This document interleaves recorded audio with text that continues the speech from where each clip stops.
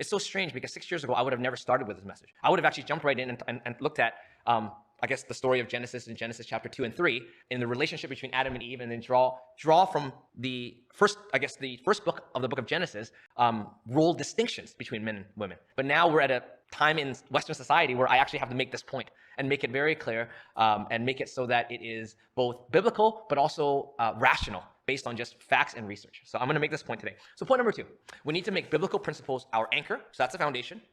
Study good research on male and female distinctions, and be introspective. The reason why I added this last point on introspection, thinking about what you think about and feel about these topics, because depending on how you grew up, some of us are older and are considered first-generation Chinese immigrants. If you grew up in a more traditional Chinese culture, you will have, based on that influence, certain thoughts about masculinity and femininity. But if you grew up here, you're going to have very opposite thoughts and very opposite assumptions